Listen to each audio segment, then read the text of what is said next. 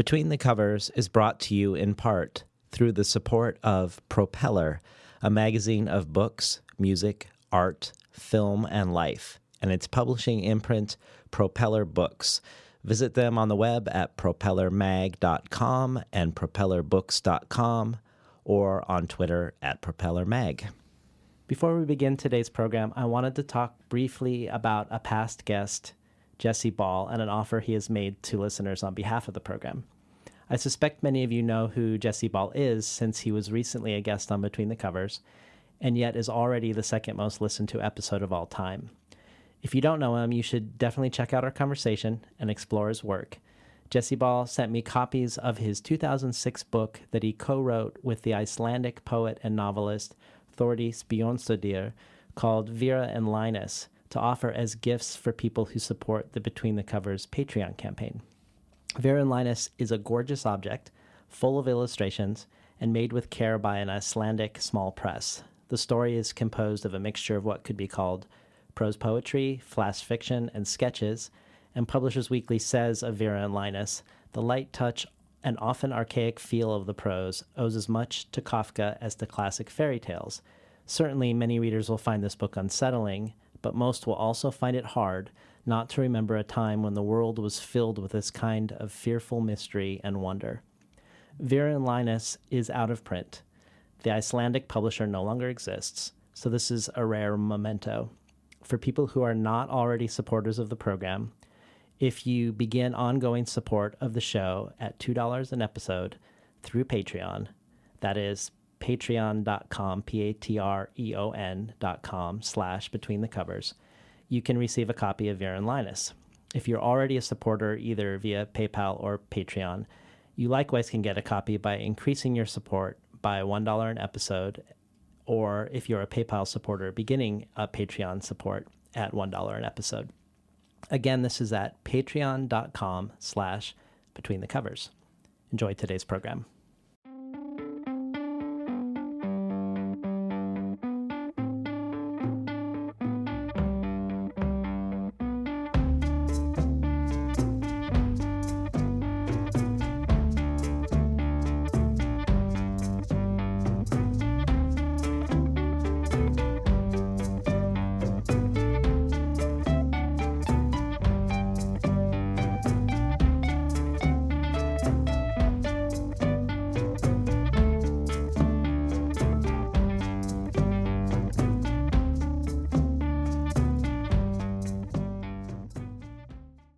Good morning and welcome to Between the Covers. I'm David Naiman, your host. Today's guest, Dani Shapiro, is the best-selling author of the memoirs Still Writing, Devotion, and Slow Motion, and 5 novels, including Black and White and Family History. Her work has appeared in The New Yorker, Granta, Tin House, One Story, Elle, The New York Times Book Review, and on This American Life. She has taught in the writing programs at Columbia, NYU, the New School, and Wesleyan University. She's a contributing editor at Condé Nast Traveler, and she's a co-founder of the Sirenland Writers Conference in Positano, Italy. Perhaps Benjamin Samuel, in his interview at The Rumpus, sums up Dani Shapiro best when he says, "Wherever you happen to be in your writing life, Dani Shapiro has been there before. She's done MFA. She's done NYC. She's published memoirs, novels, essays, and short stories. She's a working mother and a working writer. Her book tours have taken her to indie bookstores and to Oprah's inner sanctum. And yet she is still subject to the same bewildering and wearying struggle that all writers face, the struggle to write and keep writing." Dani Shapiro is here today on Between the Covers to talk about her latest memoir, Hourglass, Time, Memory, Marriage. The Boston Globe says Shapiro has never written anything as raw, dark, or brave as Hourglass. Beth Ann Patrick at LitHub says Hourglass might already be a classic, that she has never read a more honest or tender evocation of what it's like to live with a partner through thick and thin. And author Jenny Awful says, reading this book was like skating across a perfect piece of ice and then slowly noticing the cracks. Dark, cold water shows through. We can't see the depths. Be careful, Shapiro warns. Be careful. But still she skates on in the fading light with remarkable beauty and grace. Welcome to Between the Covers, Dani Shapiro. Thanks, David. It's really good to be here with you. So you've called yourself an accidental memoirist, that you've never thought you'd write a second memoir, let alone a third, and now a fourth memoir. So I'm curious if you could talk about the impulse that ultimately became Hourglass, when and how you recognized that this was your next writing project, or in other words, what made you sit up and realize that now is the time to write about your marriage? Yeah, I was away from home. I was teaching at a place in Florida called the Atlantic Center for the Arts. It was a kind of lonely and very claustrophobic experience for me during the weeks that I was there. I was there as a master artist, teaching 2 hours a day, and the rest of the time I had to write. And during that time, I thought what I was doing was finishing an essay that I had been struggling with. The title of the essay was The Virtual Dementia Tour. And what I thought it was about was time and memory and inheritance. I was writing about things that I inherited from my mother after she died. It was in a kind of fragmentary mosaic structure with objects being what separated the passages. And I finally thought that I cracked it while I was there, and I was feeling pretty great about that because prior to that, my book Still Writing had come out, and I had been traveling a lot and speaking to writers about writing, but I wasn't writing. And it was really the fraud police were starting to kind of be out in full force. And so I finally felt like, oh, I've finished this essay that really practically broke my back, and I'm going to send it to my agent when I wake up in the morning. And I went to sleep, and I woke up in the morning, and I thought, this is not an essay. It was an essay, but this doesn't want to be an essay. It wants to be a book, and it's not about inheritance, at least not the way that I was thinking of it. It wants to be about marriage, my marriage, and I've been skating around this, staying away from it, feeling like it was way too much of just a hot potato, like a hot button. And then there it was, and it really just felt irrefutable, which is what happens to me when the thought of a memoir appears to me. That is what's happened with each of my memoirs. It's been that sense of almost that there's kind of a concomitant dread that goes along with the realization that this is what I must do. Well, this reminds me of a quote that you have in your essay entitled "A Memoir is Not a Status Update." You quote Adrienne Rich from an essay she wrote about Emily Dickinson. And I also, before I read the quote, I just imagine you have the most amazing book of quotes that you've written down over the years, because so many of the quotes in Hourglass and in your essays are really remarkable. But here's the quote that reminds me of what you just said. It is always what is under pressure in us, especially under pressure of concealment, that explodes into poetry. Does that ring true to you around this revelation of what you were writing when you didn't realize what you were writing? Yeah, I think so. I think that sense of what has not revealed itself yet, that kind of begins, it's almost like a physical pressure. I really love that Adrienne Rich quote, and I often quote it when I teach. That sense of what have I been keeping secret from myself in some way? And what do I need to explore, inquire into in order to be able to figure that out? I mean, one of the things fairly recently that I've come to think about memoir is, I mean, why write it if you know the story? I don't understand the impulse, just telling the story. It's become infinitely more interesting to me to go sort of inside a lived experience and begin to see what's there that I don't know yet. And so it came from that sense of, an almost unbearable pressure that then finally it's like the dread happens, the resistance comes along with the dread, the oh no, you can't possibly goes along with that. And then finally the final action and beginning is like a hurling myself at the page, with really a sense of, fuck it. really. Like, what else can I possibly do other than begin this? There's almost a despair to it. Yeah, it's a lot of fun. Well, you mentioned the role of objects in the essay that you were writing, and I found one of the most moving parts of the book was the way you used, you compared a long marriage to an enduring object. So at one point you talk about artifacts or family heirlooms that have endured despite the passage of time, and which many of us might think of as being particularly durable because they've endured. But you kind of flip the narrative around what an object or artifact is like that has endured so long, and argue the opposite, that when you think of all the objects that have fallen apart, all the objects that have broken or disappeared throughout time, that these enduring objects, and by extension enduring marriages, are actually preternaturally fragile, and need to be treated as such and handled as such if they're going to continue to endure. Can you talk about that and how you came to that realization? When so many people think of, this person's been married for 50 years, that must mean that their marriage is so strong. Mm-hmm. Yeah, I mean, I don't see those ideas as being in opposition with each other. I think something can be very strong and very delicate at the same time, and I think the word delicate was very much in my mind, and it's in the book, I think in a passage that you're referencing, where I'm talking about this particular kind of French pottery, faience pottery that we had brought home on our honeymoon with us, and that I'm very aware that when we use it, that it's not chipped, but also this idea that maybe someday it will be, as someday everything is.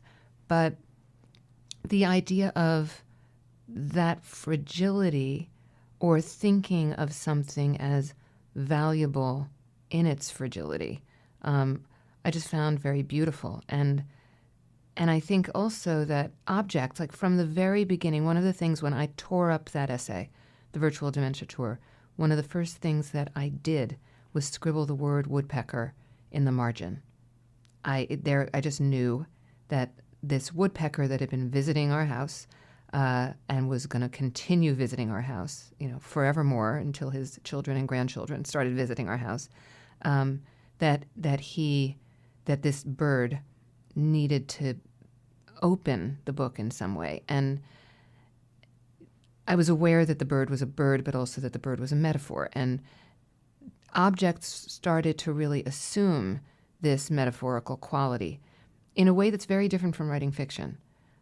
One of the things that I've been thinking about lately, and it's been a while since I've written fiction, but if a writer of fiction is sitting there and thinking, I am writing a metaphor, that writer is writing a crappy metaphor, almost invariably. Metaphor comes from this much murkier place in writing fiction, and often the writer's the last to know, or in multiple drafts starts to understand something about it, but certainly not in the impulse.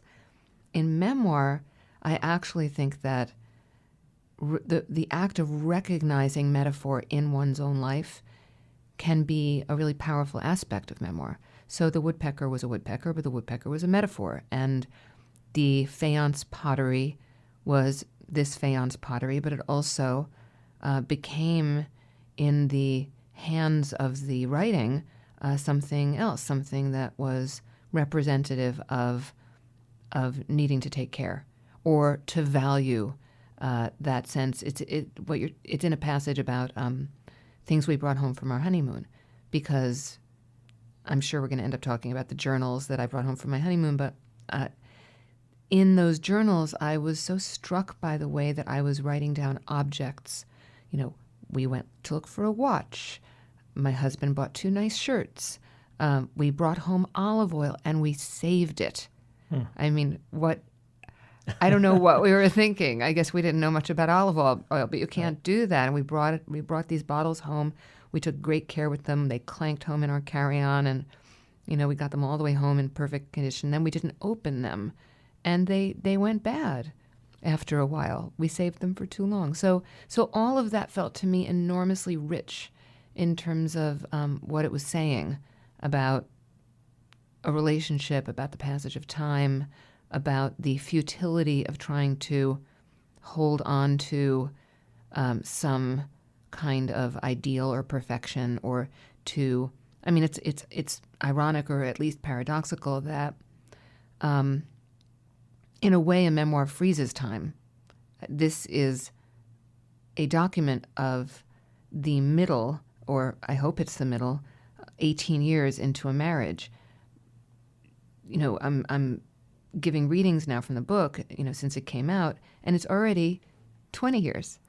And, their time has already marched on. My mother-in-law, who has Alzheimer's and suffering from Alzheimer's in the book, died this year.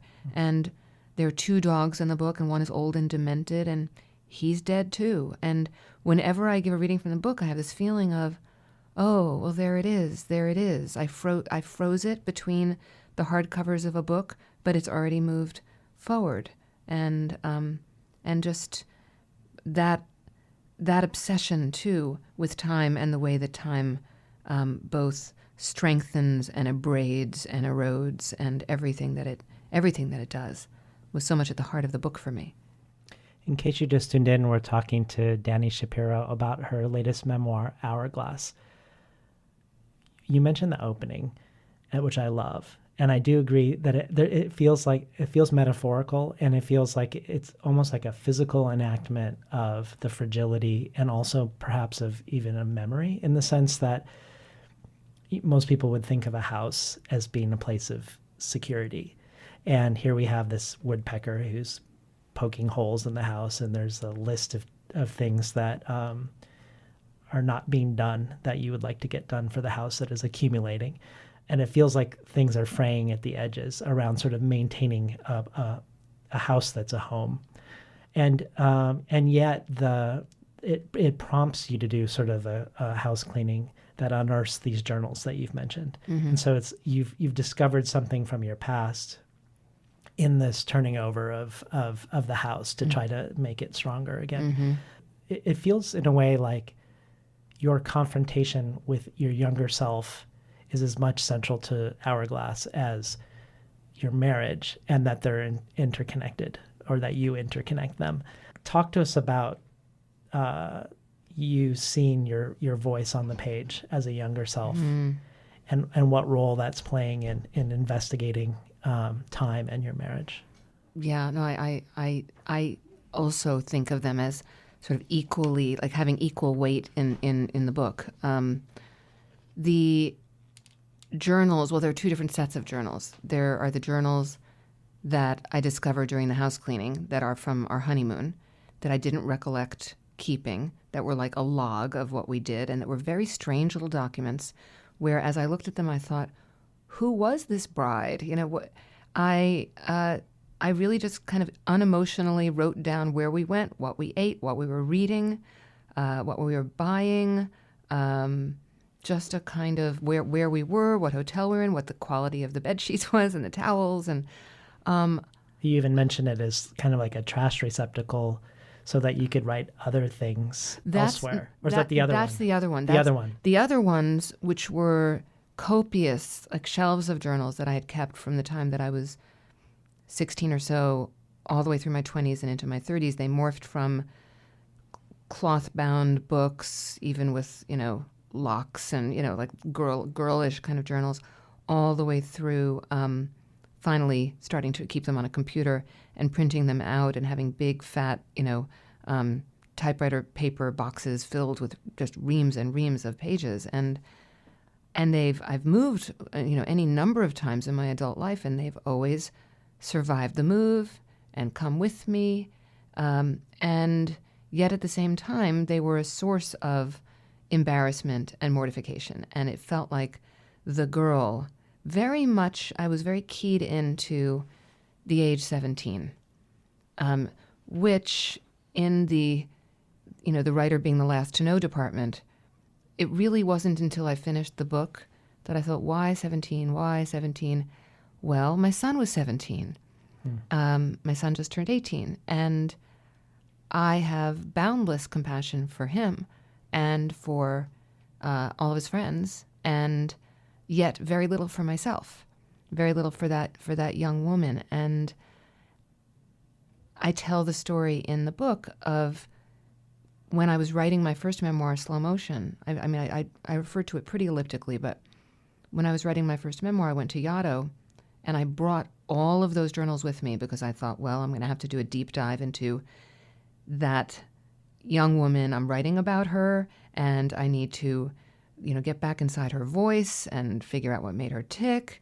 And I started reading those journals my first morning at Yaddo after breakfast, and it was such a horrifying experience that I actually pretty much passed out. There was a fainting couch in my room, and I started reading the journals, and then it was 4 hours later, and I woke up, and I had laid down apparently on the couch and went to sleep, and I was filled with despair. I really thought, I'm not going to be able to write this book. That girl doesn't deserve a book. Her voice is so annoying to me and solipsistic and self-centered, and because I was 17. And I packed up the journals and I put them in the trunk of my car. I couldn't even have them in my room with me. And then I went back inside the writing of that book, trying to write it from the voice of a woman in her early 30s looking back at that time in her life. So I never thought that I was going to access those journals again, and yet I didn't burn them. I didn't get rid of them. And every once in a while, if I was on a really bumpy flight or, in a storm in an airplane, I would think, the journals. Why haven't I burned the journals? Because I truly don't want anyone to ever read them. So why do I have them? And I think in Hourglass, I actually I arrived at the answer of why I've had them, because I was actually able to use them. And I think I had survived enough. There was enough time now between the grown woman who is the mother of a 17-year-old and her 17-year-old self to be able to feel a different kind of, less embarrassment and mortification and more of a sense of longing almost. Like there's a moment in the book where I discover this photographer named Chino Otsuka and this remarkable body of work that she did. Not very many pieces, maybe there are 8 or 10 of these images that I love so much. And in them, she photoshops her adult self into childhood images of herself. Mm. And they are so haunting and really just moving. But as I meditated on them and just thought about them and lived with them, what I realized was that she never actually touches her younger self. She doesn't put a hand on her shoulder. Technically, she would have had the skill to do that. She hovers.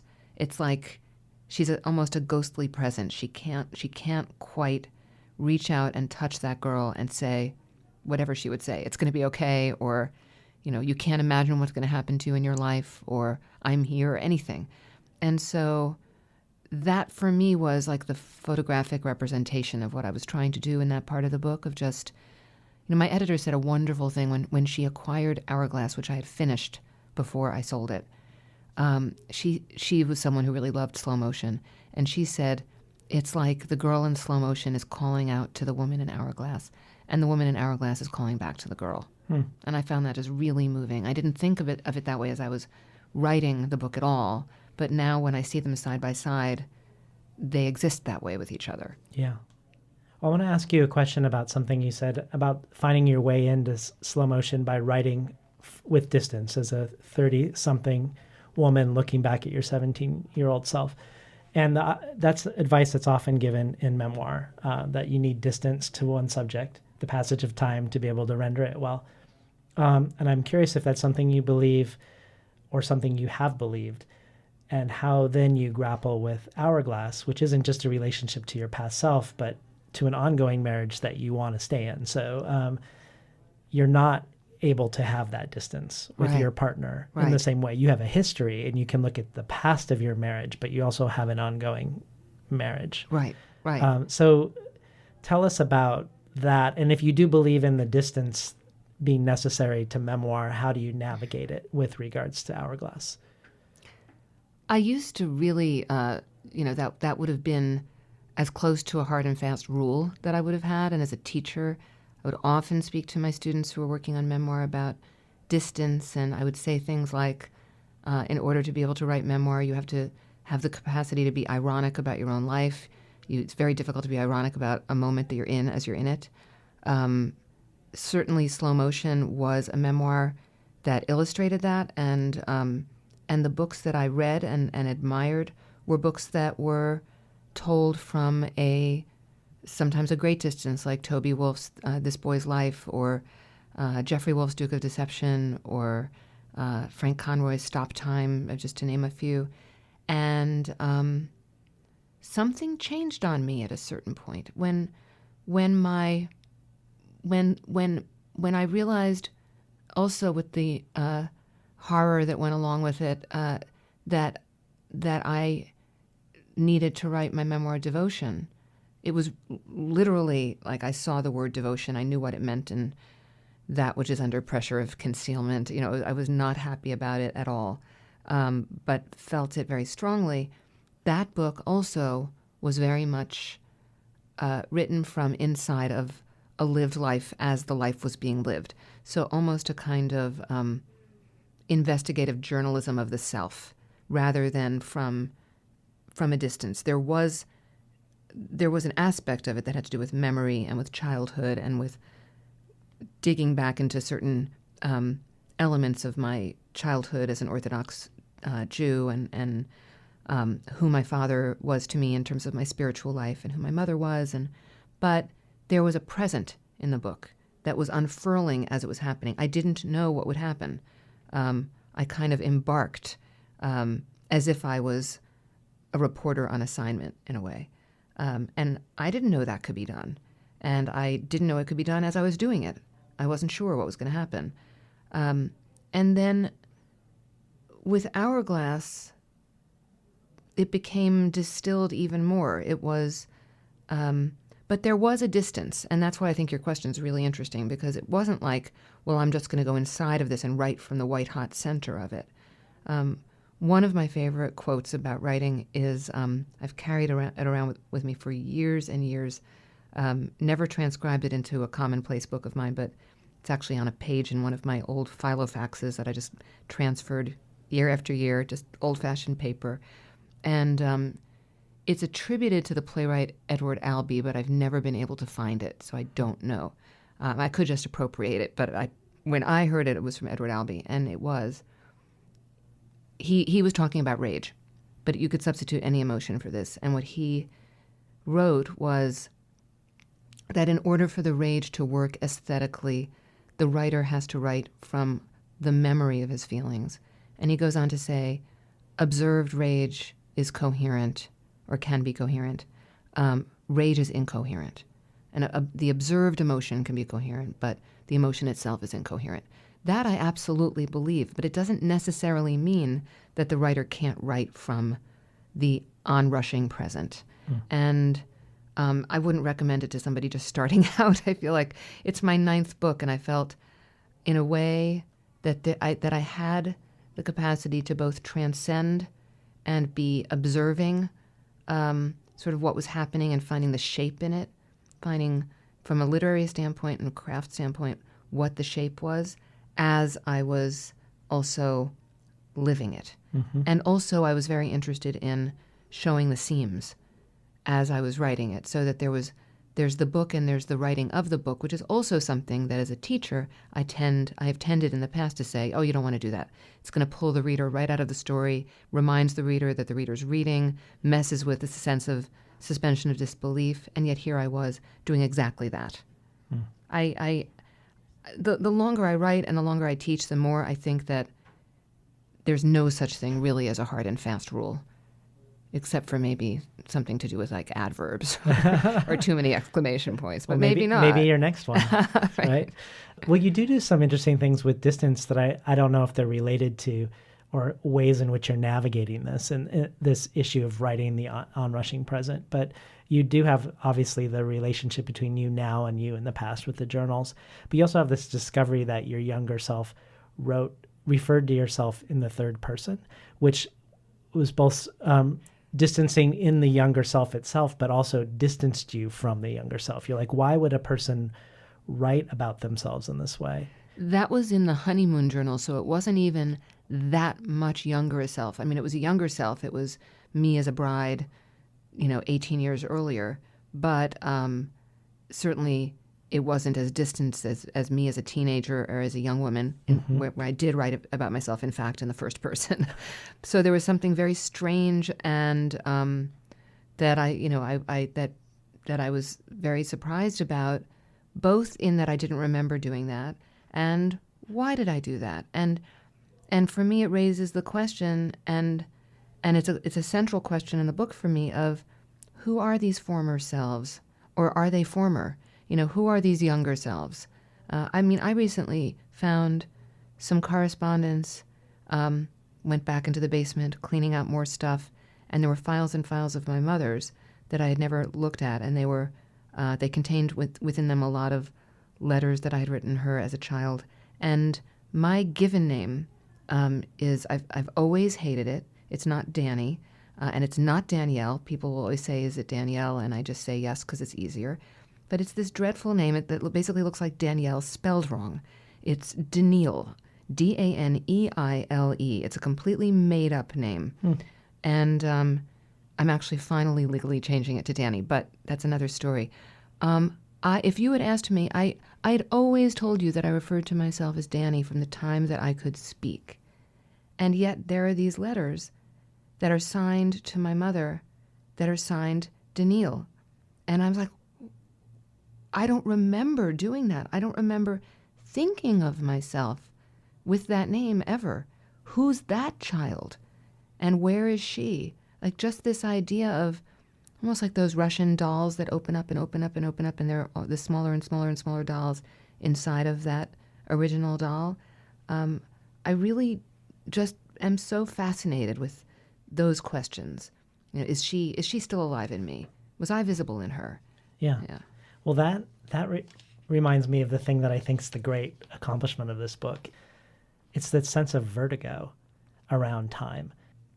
I felt like you orient me in relationship to time, and by extension to my own mortality, in a way where I had the sense while I was reading the book, this is going to sound morbid, but I actually see this as a great achievement of the book, that I could die at any moment. And so there was this like stripping away of the veil of routine, and realizing again the fragility of the things that have endured, and that anyone in my life, or myself included, could disappear and or have something happen that changes things irrevocably. And it when you talk about writing in the onrushing present, which sounds easy just in a superficial sense, and obviously requires an enormous amount of craft. There really was a sense of everything being stripped away, and this vertigo of time passing. Yeah, I that's so much the way that I've been thinking for so long now. The Wisława when I recorded the audiobook, I could not say her name. I had to do it 25 times. Wisława Szymborska. The Wisława Szymborska poem Could Have, that I include a piece of in Hourglass. It's like almost an anthem for me. This idea, the poem begins, it could have happened, it might have happened, it happened, nearer, farther off, it happened but not to you, And the poet just goes on to describe the way that essentially turn right, turn left in life, these small decisions that we make that have profound impact. And that could be a terrifying thing. Or in the same way as the idea that, or as my Buddhist friend who's 80 years old, who I quote in a book at some point, says, the future even a second from now is an actuarial guess. That could be utterly terrifying. If one woke up in the morning and thought, my future a second from now is an actuarial guess, you might not want to get out of bed. It might be so scary. On the other hand, it can be such a profoundly enlivening way to think about life and time and the world, and the sense of the preciousness of it. And that's just something that I've been really thinking about and kind of obsessed about for a long time, because I used to be much more someone who was It's very different from waiting for the other shoe to drop. I mean, that's my inheritance. I come from a people who are just always waiting for the other shoe to drop. And eventually it will. I mean, it's like a truism. The other shoe will drop at some point. But if you actually spend your whole life worrying about that other shoe, you're missing everything. There's this beautiful Hebrew Sabbath prayer that I love that begins, "Days pass and the years vanish and we walk sightless among miracles." It's the only part of it I always remember, but I just have always in my adult life thought I don't want to be sightless in that way. And I think that sense of being up against this idea that there is so much fragility and uncertainty actually helps to not be sightless. And it makes me think, I think you've talked about I don't know if it was in Hourglass or in one of your essays, but the Hebrew blessing, may your memory be a blessing. The idea of like holding people through time rather than a literal afterlife. The afterlife is in memory, through time. Right. No, I've always found that, well, beautiful and true. That's something, I can get behind. I don't know what I think about anything else, but I think that can certainly be the case, holding people in our memory. Yeah. Maybe this is a good time for people to hear a little bit from the book. Sure. Do you mind? No. Some facts. At the moment I write this, I am 52. M is 59.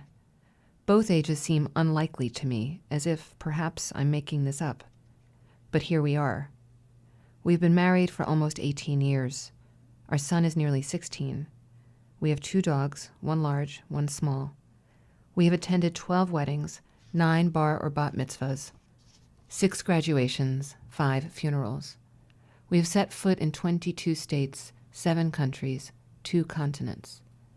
We have flown 146,000 miles and easily driven twice that. My car alone is about to hit 200,000 miles on the odometer. We've held each other's hands while waiting for biopsy results. We have had a baby and came very close to losing that baby. We have had 3 fights bordering on violent, a handful of terrible arguments after which we have limped, stunned, and wordless into our own corners. 18 years. My father has been dead nearly 30 years. Car accident. My mother, 13. Lung cancer. M's parents are still living. His mother has Alzheimer's. His father can hardly see and strains to hear. He stopped driving only when his license was revoked. Up until then, it worked like this. My mother-in-law, blessed with perfect eyesight but lacking in memory, would let my father-in-law know when a stop sign was coming up and read him street names. Together, they drove that car. You've been listening to Dani Shapiro read from Hourglass, Time, Memory, Marriage. I'm going to read another quote that you include in this book that I also love by Wendell Berry from an essay of his entitled On Poetry and Marriage. And in it he says, "Form serves us best when it works as an obstruction to baffle us and deflect our intended course. It may be that when we no longer know what to do, we have come to our real work. And then when we no longer know which way to go, we have begun our real journey. The mind that is not baffled is not employed. The impeded stream is the one that sings." This feels like a kindred sentiment to the origins of the word memoir, not just French memory, but the Greek and Persian, to be anxious, to exhaustively ponder, and to vividly wonder. And I wondered myself if bafflement and even an anxious wonderment was something that underlies an enduring relationship in some fashion, or if it somehow underlies the impulse to investigate your marriage at this point. It certainly underlines the impulse to investigate it. I don't experience my marriage itself as baffling as much as I suppose wanted to understand some of, the act of memoir is to impose a shape on a life, and a lived life in the middle of itself is shapeless. My husband is a screenwriter, and classically screenplays have 3-act structures, and one of the things he always says, especially when he's adapting a biopic, is, first acts are clear, third acts are clear, second acts are just one damn thing after another. And, this entire Hourglass, this entire book is is placed in the second act. That's where it is. And I loved that you just read that Wendell Berry quote, and because it was so important to me thinking, it was one of those quotes that I read and I thought, that's it. That is exactly it. That is just where I am. I want to write from that impeded stream. I want to see what I can make sing from that place. So the impulse was completely, just a sense of bafflement and wanting to do the thing that creates, I think, the most pleasure in writing memoir, which is finding some kind of form or shape for that bafflement or for that chaos or that sense of making the unknown known. Well, you have a quote on the same page by Terry Tempest Williams that says, "A mosaic is a conversation between what is broken." And I bring that up because of this question of form. So if Wendell Berry is talking about form is only valuable insofar as it serves as an obstruction to baffle us, and we're talking about what sort of form is going to best serve Hourglass, and you've talked a lot about adoring mosaic style writing, and here we have a mosaic is a conversation between what is broken. So obviously you're using mosaic as a metaphor for marriage, but also it's the form of the book itself. What is a mosaic style form in your mind? And I would also say it has to do with and mirrors in many ways memory, and the way that we remember, that we don't remember really ever in a kind of chronological or narrative way. So in a certain respect, the memoir that is a seamless story that moves forward is even more of a construction than pulling it apart and making it mosaic. What was the original question? Well, I'm curious how you would describe what mosaic style writing is. You've said before there's a math to it and a calculus that's complicated, and so I was curious, for someone who doesn't know what that is, is it different than sort of associative collage and juxtaposition, or is there something more to mosaic style writing than that? I spent a lot of time considering and learning what the patterns were in it. And actually, at a certain point in the writing of it, a very well-meaning friend, gave me one of those adult coloring books. And the one that she gave me actually was mosaics, pages and pages, hundreds of pages of mosaics. And I was very excited. I thought, this is going to be really fun. When I'm not writing, I can sit here and color this in, and it's going to be a good meditative thing. I got some really nice pencils, great mug, set myself up. And the first day that I started coloring in these mosaics in the coloring book, I hated it so much.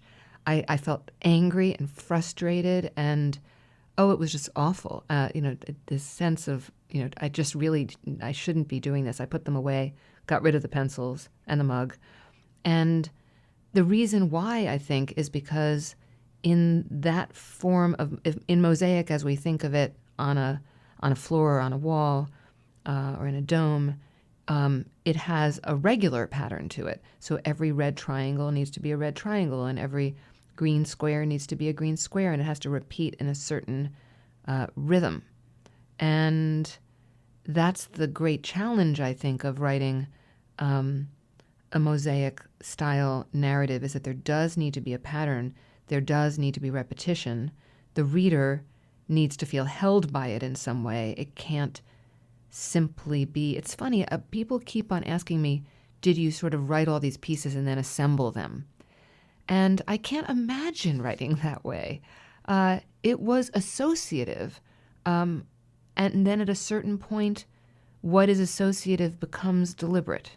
And there were times over the course of writing this slim book that I had a notebook where I would write every single scene down in to see what's the pattern. But it wasn't like, every sixth passage the woodpecker needs to return, or anything like that. Yeah, that makes a lot of sense. And what would you say the role of the white space is in Hourglass, since that is definitely calling attention to itself in the memoir also? Yeah, the white space was so important to me in this book that I think I may have driven my publisher completely crazy toward the very, very end of, when it's about to go to the press and at the point where the writer's no longer welcome in the process. You've seen first pass, you've seen second pass. I was still asking to see the very, very last pass before it was printed, because I was afraid that if any of the white space was gotten wrong, it would really affect and change the reader's experience. I view the white space in Hourglass as a place where the reader can reside, and make associations, make his or her own associations between passages. This wasn't something I thought about as I was working on it. It was deliberate, but it wasn't. But its motivations were not completely clear to me.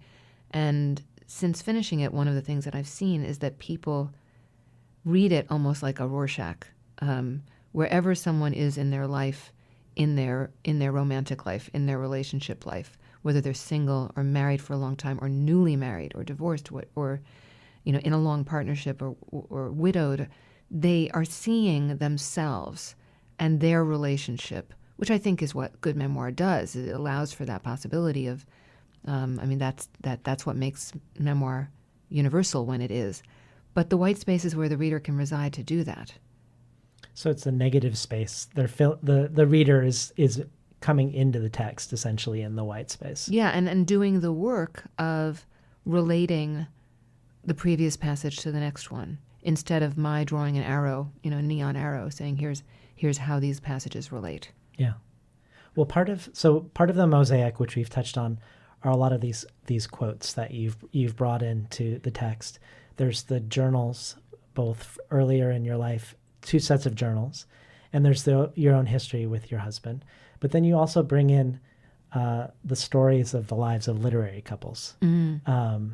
Sylvia Plath and Ted Hughes, Joan Didion and John Gregory Dunn, Jane Kenyon and Donald Hall. Can you talk a little bit about what role these are playing as a counterpoint to your own relationship? Yeah, I wanted to write about being a couple who are both artists, and the beauty of that and the terror of that, the high wire act of that, and I was writing that about myself and M, and very early on, and also simply because of the way that I've always thought of and looked toward role models in all sorts of ways in my life. Joan Didion and John Donne were that for me and for us. I remember flying back from L.A. when we were out there having meetings because various studios wanted to adapt slow motion, and there was a movie star involved. It was actually Reese Witherspoon, and there was all this stuff going on, and we were mentally kind of building the swimming pool. Not really, I've never wanted a swimming pool, but metaphorically building the swimming pool. Right. And what we were reading on that flight back from those very heady meetings was John Donne's book Monster, which is all about Hollywood and his relationship with Didion and their relationship with Hollywood. And so it's always been that way for me. Donald Hall and Jane Kenyon, and the way that they wrote about each other both in their poems and in their essays, and then the way that Don has written about Jane since she passed away, and Virginia and Leonard Woolf. Virginia Woolf's writer's diary is my I Ching. I keep it on my desk. I open it whenever I'm lost, which is often, and she always has, whatever page I open it to, she has what I need, always, without fail, eerily so. So these relationships with these writers and these literary couples, and I write in the book, they don't always end well, for the writer, or in some cases for the couple, but the sense of the endeavor, of the attempt of two people to be artists together, and and to have that lack of security, and yet at the same time that sense of great partnership. Well, I'm hoping you'll read another little section for us, because the quote from Donald Hall about his theory that every marriage needs a third thing, and that a third thing is essential for marriages to endure. I would love it if you could read his theory on page 46 for us. Ever since M and I have been together, I have been drawn to the marriage and work of literary couples. Elizabeth Hardwick and Robert Lowell, Sylvia Plath and Ted Hughes, Joan Didion and John Gregory Dunn, Jane Kenyon and Donald Hall. Some of these did not end well, but some, when they did, strike me as partnerships of immeasurable beauty. Donald Hall describes the rhythm of daily life on his family farm during his 23-year marriage to the late poet Jane Kenyon. We did not spend our days gazing into each other's eyes. We did that gazing when we made love or when one of us was in trouble. But most of the time our gazes met and entwined as they looked at a third thing. Third things are essential to marriages, objects or practices or habits or arts or institutions or games or human beings that provide a site of joint rapture or contentment. Each member of a couple is separate. The two come together in double attention. Lovemaking is not a third thing, but two in one. John Keats can be a third thing, or the Boston Symphony Orchestra, or Dutch interiors, or Monopoly. For many couples, children are a third thing. Later in the essay he adds, sometimes you lose a third thing. I find that really fabulous, that idea of a third thing in a marriage. But I also found it interesting in the relationship to memoir, in the way that you are weaving in these other people's lives and these other quotes. It kind of flips the idea of memoir being inward and interior, or even in a negative way, navel gazing. It feels like you're bringing the third thing into the memoir, like that the memoir is looking at the world. I don't know if that makes sense. I love that. No, that's beautiful. Yeah. You've called a memoir an act of generosity, which suggests this idea of looking out versus looking in. But I would love it if you could talk a little bit more about that inversion of sort of the superficial or common trope of what a memoir is. Yeah, in with Hourglass, I at a certain point almost wanted the book to be a commonplace book itself, a commonplace book of marriage.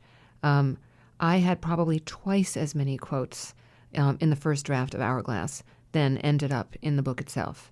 And that comes, I think, very much from the impulse that I have and that I've had for a long time of keeping these commonplace books of, I think of it as like my anti-Twitter, like my writing down the wisdom that pierces me, or language that pierces me, that I want to not just remember, but almost ingest and have it become a part of me. And so in the writing of Hourglass, I actually had to, especially in subsequent drafts, I had to fight the impulse to think, well, Rilke said this better. I think I'll just turn to him. Or I'm just going to turn to Virginia Woolf here, instead of actually drilling down deep into maybe trusting that I might be able to say it most eloquently in terms of what I was trying to get at. But that outward gazing, as opposed to navel gazing, is to me, in a way, an impulse that informs much of really, really good, strong memoir. Not so much, I think it was Vivian Gornick who once said, you don't get credit for living. It might have been Annie Dillard. They're both equally acerbic on the subject of, sort of navel gazing and memoir. And that's never interested me. But in Hourglass, more than in any other work, I mean, I think in my memoir Devotion, I quote quite a bit as well, but in this book, it just felt like the ways in which my literary heroes and heroines and the thinkers I most admire were, and thinking about them, I think of some of the writers that I quote in Hourglass not as quoting sort of distant literary figures, but as quoting intimate friends that are part of, even if I've never met them. I never knew Virginia Woolf, but as far as I'm concerned, she's my mentor. Our mentors don't have to actually be our MFA teachers or, there are our contemporaries. And so that was a huge part of the discovery, and the joy in it was kind of thinking about, like when I stumbled upon, which I did, I had not ever read that essay of Don Hall's where he wrote about the third thing. And then when I read that, I just thought, oh, the wisdom of that. And the wisdom also, in Don's case, he and Jane Kenyon did not have children together. And in thinking about what the idea of a third thing means in a couple, my son is 18 now. I've seen too many people make their children their third thing, and then what? Kind of stand there looking at each other thinking, well, that chapter is over. My husband and I never did that. We are incredibly devoted parents, but we never did that. And a large part of why we didn't is because we had other third things. Mm-hmm. And so I recognized it and I understood it, and I just, found the wisdom in it so powerful. Well, I want to turn and talk a little bit about your husband in relationship to the book. I'm curious about if the naming him M is part of the distancing in a way that perhaps you're doing in your journal in third person. But I'm also wanted to just touch on the moment in the book when a lot of your central anxieties come out. Not only that your husband possibly wasn't thriving and that he was stuck in his life, but that somehow you could have been complicit or a perpetrator of his life going off the rails because of choices that were made by the two of you together, mm-hmm. that maybe he wouldn't have made mm-hmm. alone. So you imagine those other lives that might have happened. Was that anxiety something that you discovered in the process of writing Hourglass, or something that fueled the beginning of Hourglass? Mm-hmm. Well, a couple of things. To go back to the M question, he was M from the beginning of the writing of this book. And I think there were a few reasons for that. One, a simple one would be that there was the D and the M in the honeymoon journals, but that wasn't really the reason. I think it was also a way of transforming him from the very beginning into a character. And then in the writing, I discovered or remembered that there's a great literary precedent for that. Virginia Woolf referred to Leonard as L.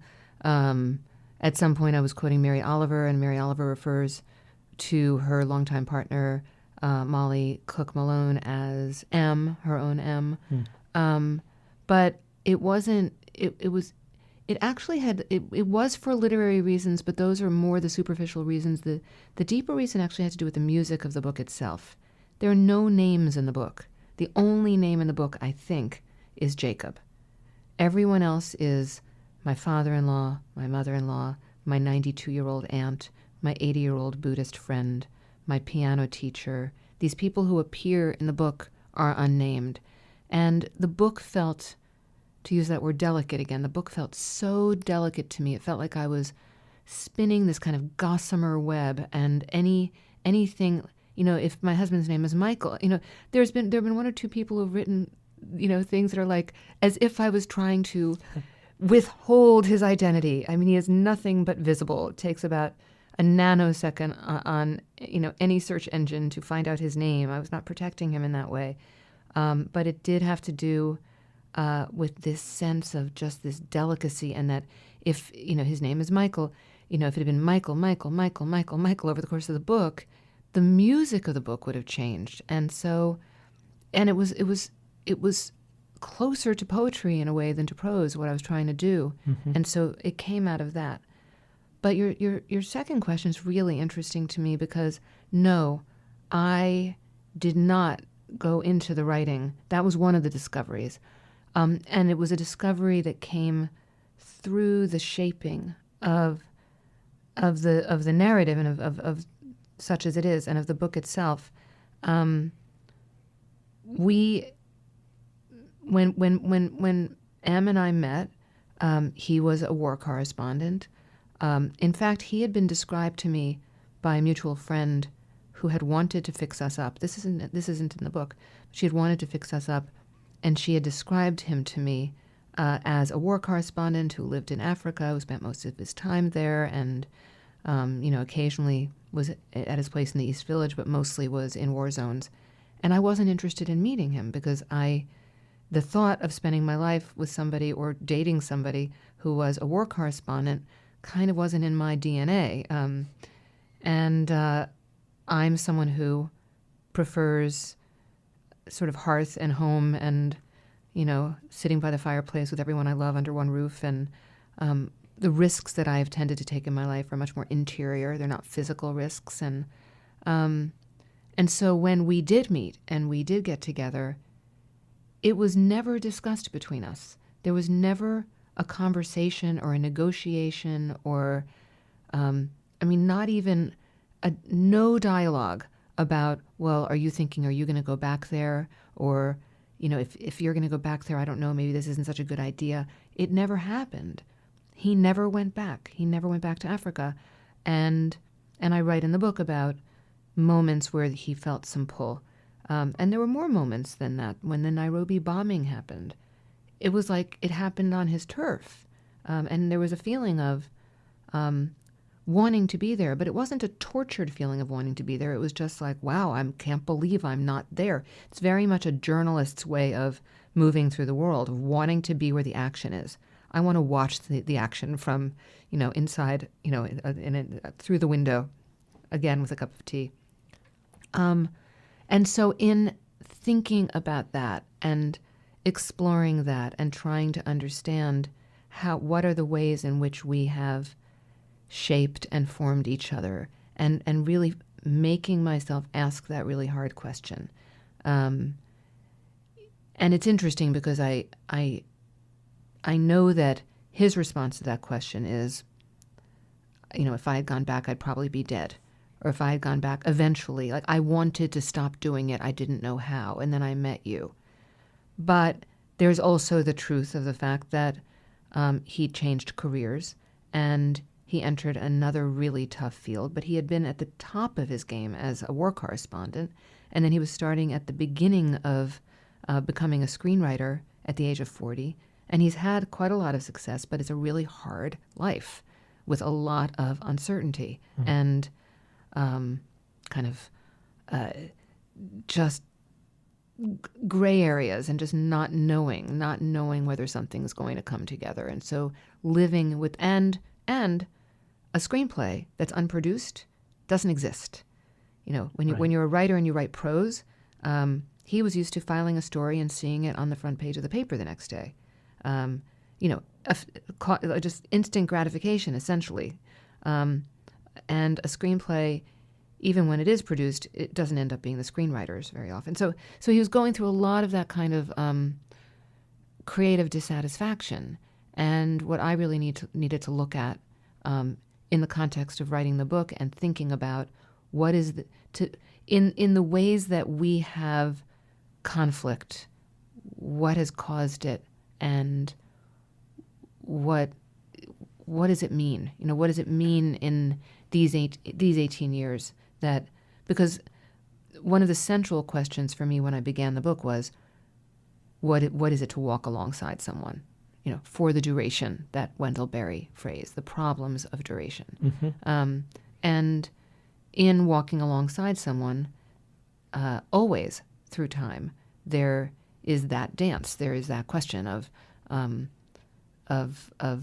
how is this partnership, how does this interaction affect each person individually, and so that became something I had to look at. And it was very much inside of the book, in the middle of the book, deep into it, that I began to really pull that out, pull the threads of that out. I'd love to talk a little bit about writing about people you love and the risks of that. I would think a lot of people would imagine, the most likely place for conflict between you and your husband would be writing about your husband, when in fact, in this case, he's always been your first reader, but even in this case, when he's being written about for the first time, he was someone who's pushing for you to be more truthful and not asking you to pull punches or to spare him. Not that he doesn't come across well, but you've written a lot about writing about people who you love, or people you love, you not wanting to read what you've written. So I think, for instance, the essay, "The Me My Child Mustn't Know," or probably one of my favorite essays that you wrote on the ethics of writing, called "Evil Tongue," which is based on the Jewish prohibition, lashon hara. And you'd mentioned that you grew up in an Orthodox household, so I'm imagining the evil tongue prohibition was something that was around as you grew up. I'm just curious about it a little bit, the notion of evil speech, which has a very different consideration than perhaps the ethics we might find in contemporary memoir. But how do those two intersect for you? And when you're trying to navigate what you're going to say and who you're going to portray. No, I'm glad you liked Evil Tongue. I mean, that essay took me years to crack, because I had been told this really pretty terrible story about my grandfather, who I never really knew, my father's father, in which he behaved really poorly. And I had no doubt that the story was true, but I wondered what right I had to tell it. And he was a very big public figure. And he was a public figure who was beloved and very respected in the world of modern orthodoxy.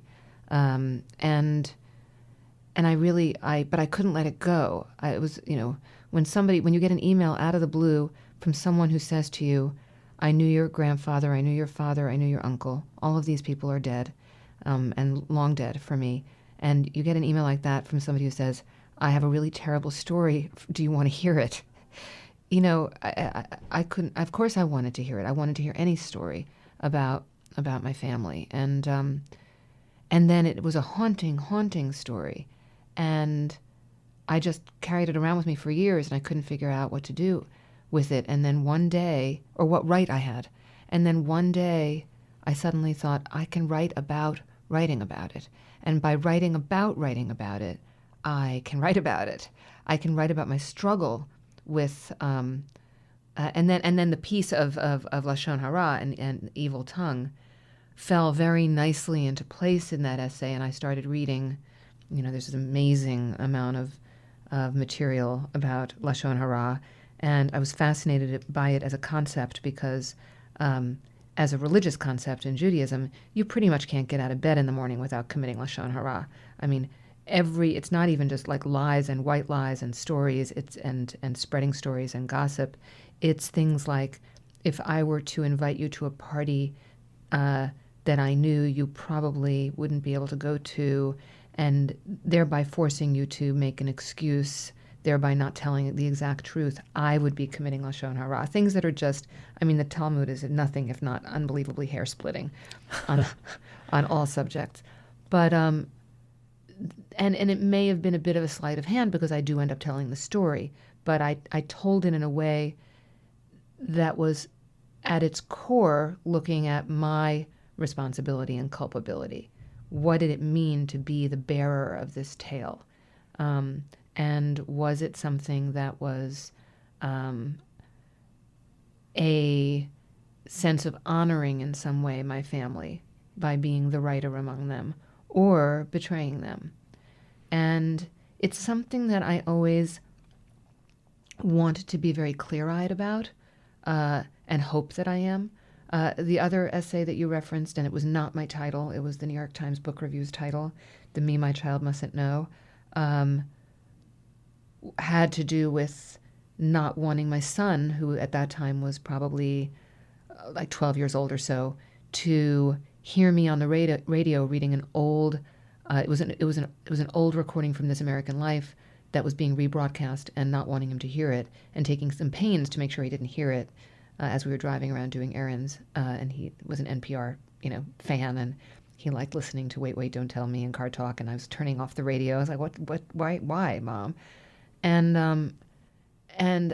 I ended up writing an essay about that moment, pretty much ensuring that my son would, in fact, then, see the essay and then therefore be able to listen to this American Life. I didn't really think that through entirely. Yeah. But I do love that they become metafictional. Not that I think you necessarily get away from the conundrum or the concern of whether about writing about others, but it's very fascinating that you use that as a way to navigate your way into an engagement with the question. yeah, I mean, it's just really interesting to me, both as a teacher and as a writer, and as someone who thinks a lot about. I mean, with my son, for example, when he was born, I looked at him and I thought, "You did not ask to be born to a mother who's a writer. What am I going to do about this? Because I've just been changed by your birth, and it's going to be really hard for me not to write about you at all. So what are my rules for myself?" And the only rule that I've ever really had is I hope that someday he's not 30 years old and or some age of real maturity and turning to me and saying, "I wish you hadn't written that." And that's been my barometer for him. Well, I'm curious about your barometer in a larger sense. Putting aside Lashon Hara, which has its extremely stringent rules, you had an interview in Zizava, and you quote Cynthia Ozick, who says, "To be a writer, you have to be a monster," and Joan Didion's description of the writer as betrayer. And you seem to be putting in potential opposition the desire for self-improvement as a human and the desire to develop as a writer. And they're not necessarily in conflict, but they certainly can be in conflict. So how is the dance very person specific? So you have this boundary for your child, and you might have a different one for your mom. Yeah, I think it is person specific, and it's also I don't remember whether I said this in the interview in Zizava, but Cynthia Ozick actually wrote to me and said, "You are not a monster." She had read still writing and she admired it, but she didn't mean that as a compliment. What she was saying was, "Oh wow, yeah, you should have been a monster." Yeah, she would have liked to see me be a little bit more monstrous, and I think that for me, I mean, I've written some extremely rough things about my mother, both when she was alive and after she died. I actually found it more difficult to write about her after she died. But because I felt like I was getting the last word, and when she was alive, she was a formidable opponent, and I felt like we were in a battle, and my part of the battle was that I was trying to, get at the truth of our relationship in some way on the page, because I couldn't get at it in our relationship in real life. And I've written I've written, I think, quite honestly about my father, and in ways that if he were alive, everything would be different. But if he were alive, I think he might feel betrayed by, in terms of privacy. And, when it came to writing Hourglass, that was the very first thing I did after I realized that the essay wasn't an essay, that it was a book, and that I wanted to write about marriage, is I was away and I wasn't with Michael. I picked up the phone and I called him and I said, "I'm thinking about doing this." And he gave me permission. I think if he hadn't given me permission, and by permission I mean like in the deepest sense, like go for it, I wouldn't have written it. And does that make me not a monster? Does that make me, the fact that I'm not a monster, less of an artist? Like I don't believe that. And maybe part of why I don't believe that is that I do think it's person specific, and that there are people that I would go to endless lengths to protect in my life, and people that I wouldn't. And in terms of I think the high wire act of writing this book was I wanted to try to tell the truth, a really deep truth about marriage that would resonate with readers, and that would, in that way that a really specific experience can, but I didn't want to betray my marriage. And so finding that place, like where I was worried about burnishment. I was worried about it being too seamless. I was worried about not showing the fissures and the cracks. And that's why that moment that you referenced, where in the middle of the book and in the middle of the writing of the book, where M turns to me and says, "I'm an okay guy, but you're not being hard enough on me." That was a deeper level of permission and a deeper level of giving me a gift, because he was more interested in my writing a great book than he was about protecting himself. Yeah. And that has something to do with literary partnership, I think. Maybe the third thing. Our third thing. I mean, when I would read him pages at night, we were not talking about our marriage. We were talking about literature. Yeah. Well, I want to ask you about the book Devotion in relationship to your marriage. Your book Devotion was about a spiritual crisis and reconnecting into a spiritual path for yourself. And you said that it is a book that most people ask you about the absence of your husband in it. You've answered that while he's also Jewish, he's an atheist, and that's not part of his journey that you are exploring. But it's an interesting parallel because your father was an Orthodox Jew, and you've said also that your mother, while keeping an Orthodox home, probably wouldn't have in another context. Maybe she was a non-believer, perhaps. But I was wondering if it was difficult to navigate finding or reclaiming a spiritual path to go on a journey that wasn't a shared journey in that regard, even if it wasn't creating conflict. You have the conspicuous absence of your partner in this read devotion. It's interesting.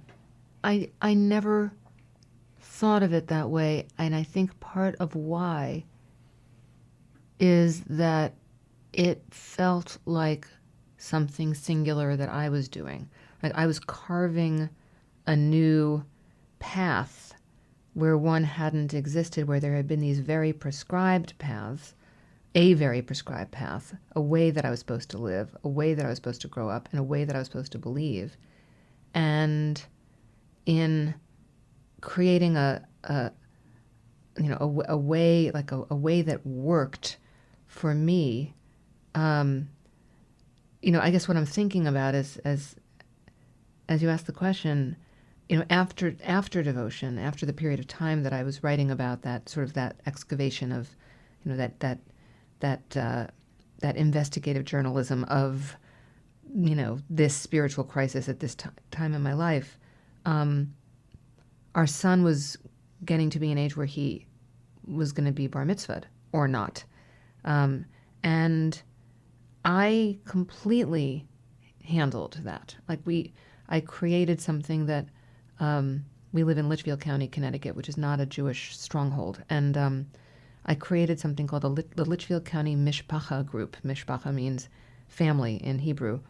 And I had kids who were Jewish or had a Jewish parent or there was interest from all over Litchfield County coming to our house once a month. And I'd become friends with a lot of rabbis while I was writing devotion, and these rabbis came together. They were a couple of female rabbis, and they brought this incredible spiritual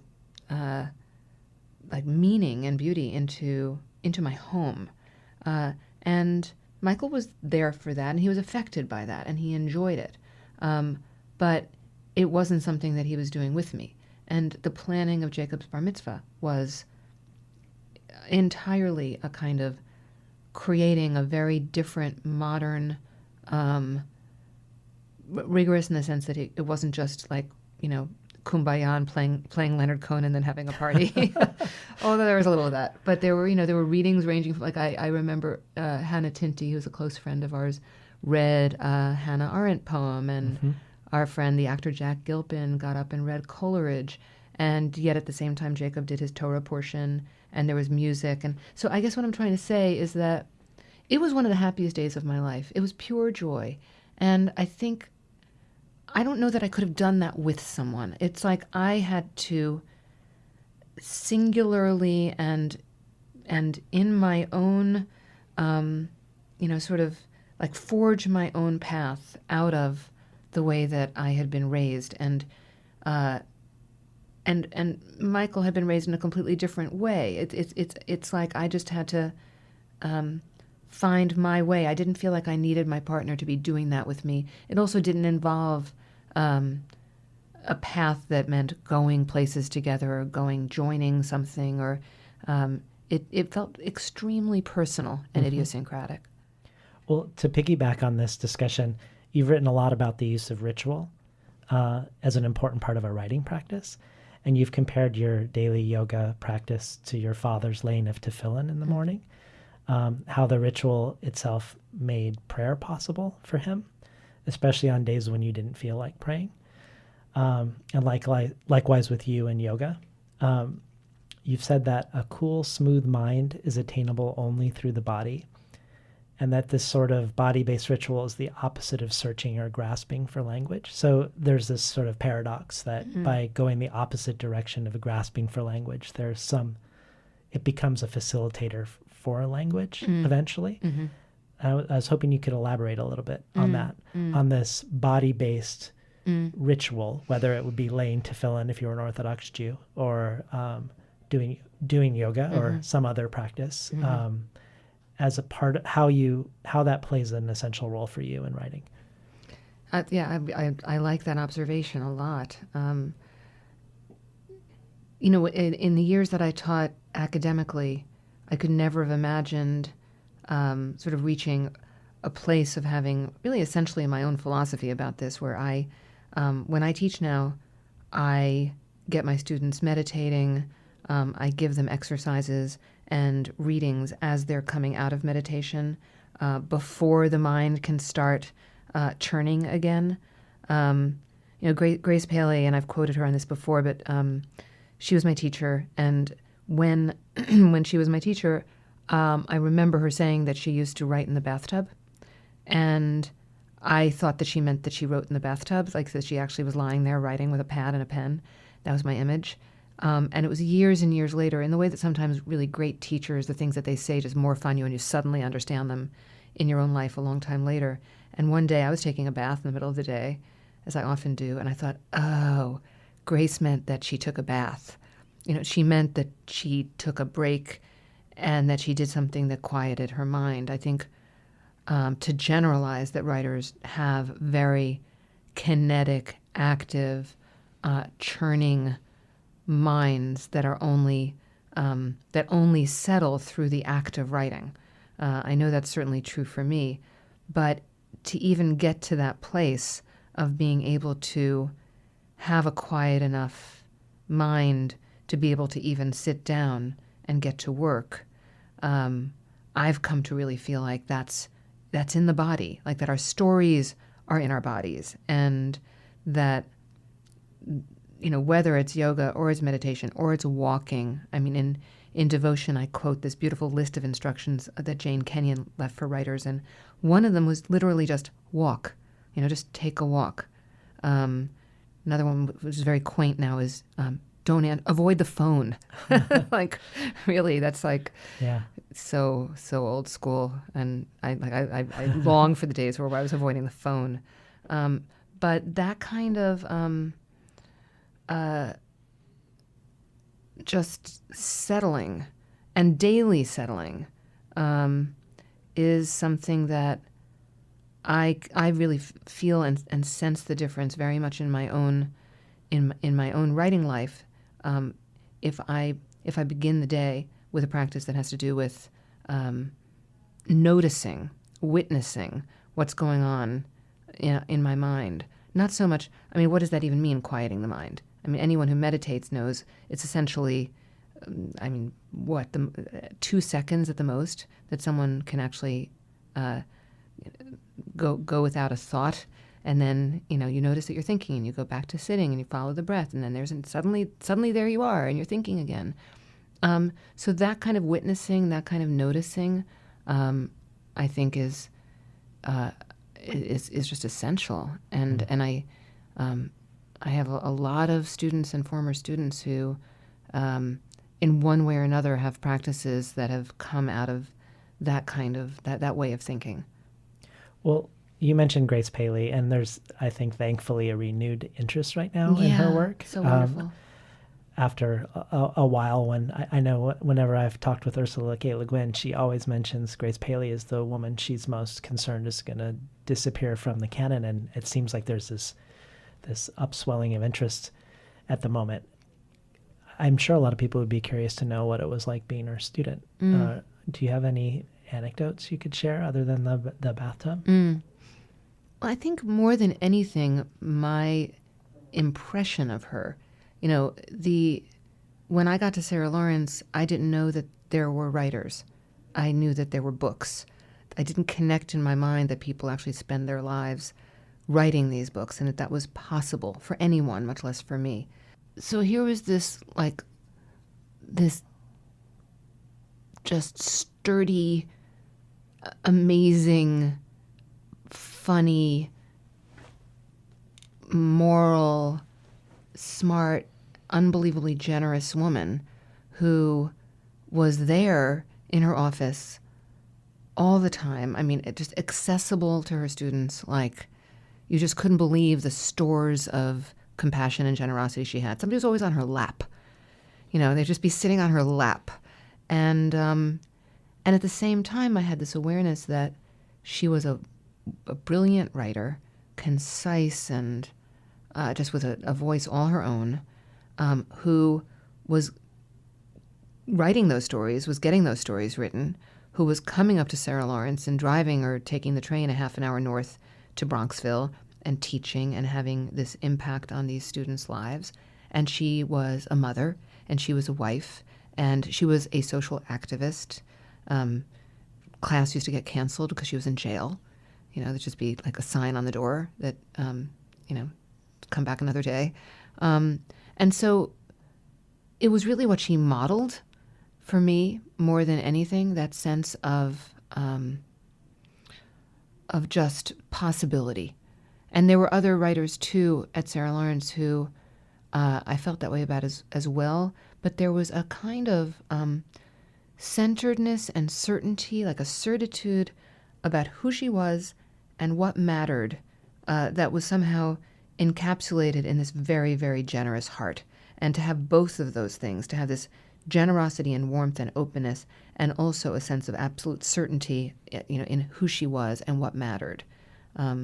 So these are all things that I couldn't have articulated at the time, but I think became tremendously important to me as I embarked on a writing life. Yeah, and I love so much that she's having a moment. Me too.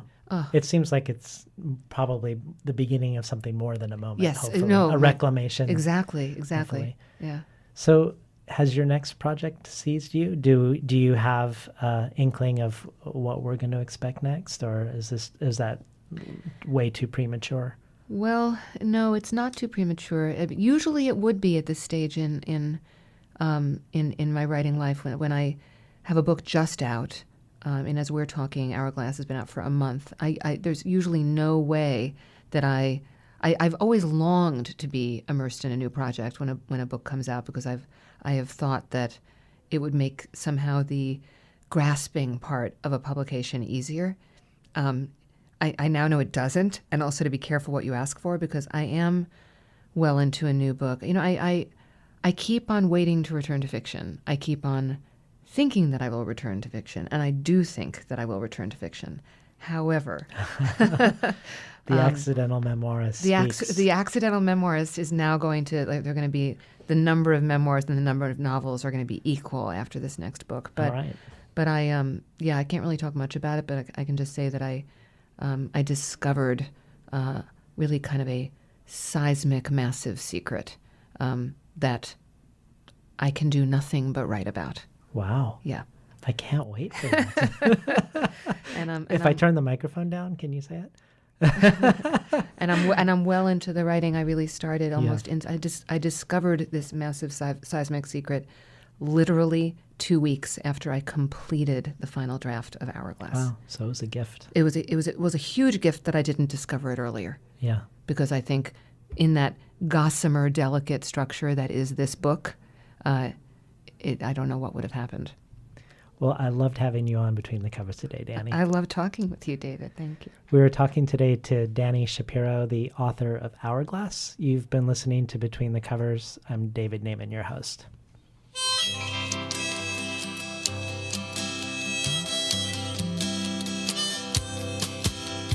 Today's program was recorded at the studios of KBOO, volunteer-powered, non-commercial, listener-sponsored, full-strength community radio from Portland, Oregon, found at kboo.fm.